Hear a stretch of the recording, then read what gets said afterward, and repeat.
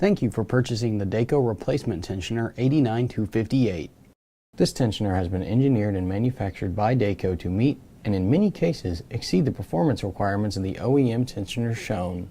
Here are a few installation tips for this tensioner. First, here is a list of the tools needed to complete this job. Our featured vehicle is a 2003 Chevrolet Silverado with a 5.3-liter V8 engine. Before beginning work on any vehicle, always remember to turn off the engine, set the parking brake, and disconnect the battery.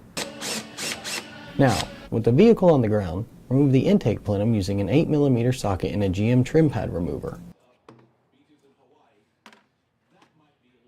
With the plenum removed, release tension on the accessory dry belt clockwise using a 15mm socket.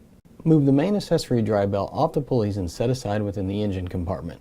Now, raise the vehicle using an approved vehicle lift device and confirm the vehicle is suitably supported.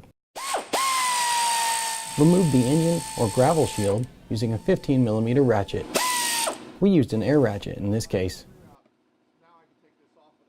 Release tension on the air conditioning belt using a 3/8" breaker bar, ratchet, or serpentine belt installation tool. Rotate the belt tensioner clockwise in order to relieve tension on the belt.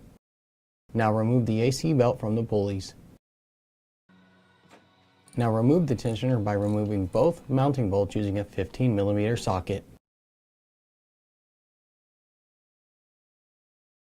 With the tensioner removed, clean the surface of all pulleys as well as the mounting surface for the AC belt tensioner using a light abrasive sandpaper or abrasive pad. Buildup of debris on the mounting surface or within the pulleys can cause misalignment, the number one cause of belt noise.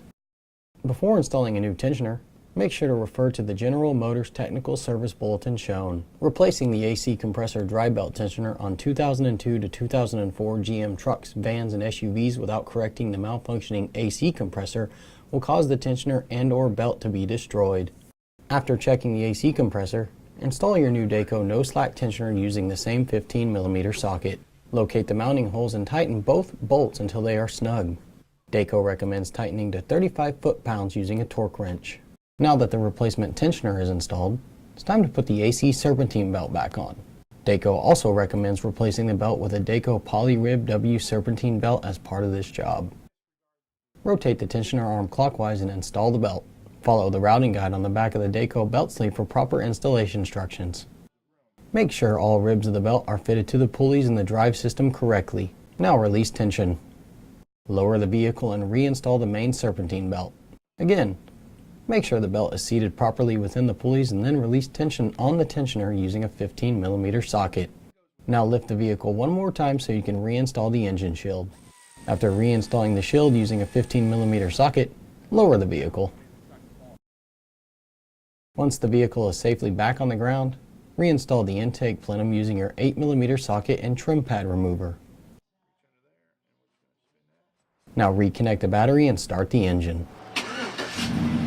If the belt is aligned properly on all pulleys, run the engine for a few minutes to seat the belt and the tensioner installation is complete.